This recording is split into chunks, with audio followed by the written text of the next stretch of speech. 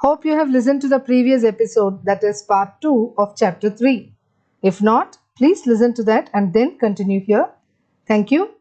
Chapter 3, part 3. Let's know the first R. First R is resilience. Vibha had to attend an interview in 2000. This job demanded a different type of functional knowledge in a different domain.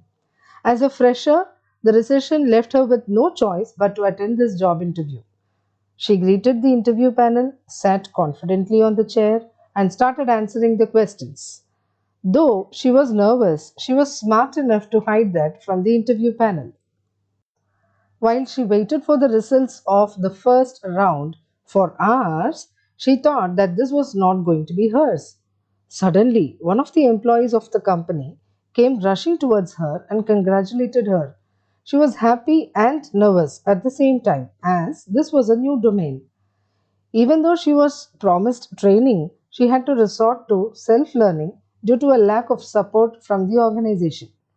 Vibha found it challenging to cope with the concepts and their applications and was worried about the adverse effects it could have on her performance at work. Every time she had to face a problem, she asked one question: should the problem smile at me or should I smile at it? This time her answer was, I should smile at it. Recollecting her mother's take on change, she thought, how am I going to handle change in my life? She began to mull about how important it is to be resilient, not only to handle change, but to handle everything else in life. She was determined to withstand these difficult situations. Deep in her mind, she spoke, I should stay motivated to handle change. I don't want to depend on others for motivation. I have to live my life. I have to take responsibility. I have to remove self-doubt and I have to rely on myself. She made a list of things for which she was dependent on others. She decided to nullify that external dependency. In the new workplace, though some teammates helped her, some of them were very egoistic and non-cooperative. She had to stretch herself to meet the expectations of her team. Slowly, she got a hang of it and progressed steadily. But to everybody's shock, the company announced its closure. Vibha was shattered as she was worried about her career.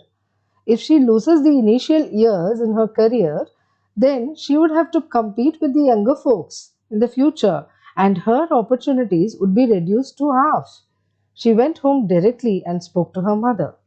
This time, Vibha was in tears and could not accept the situation. She felt like she was denied the opportunity of reaching high in her career. Again, her mother asked her to be resilient to prepare herself for a bright future. Vibha told, Mom, it's easier said than done, and left the place. I hope you found it interesting. Please share your comments in the comment section. You can grab a copy of my book on Amazon or Flipkart. For more info on my books and blogs, please visit 𝗵𝗽𝗶𝗺𝗃𝗃.com.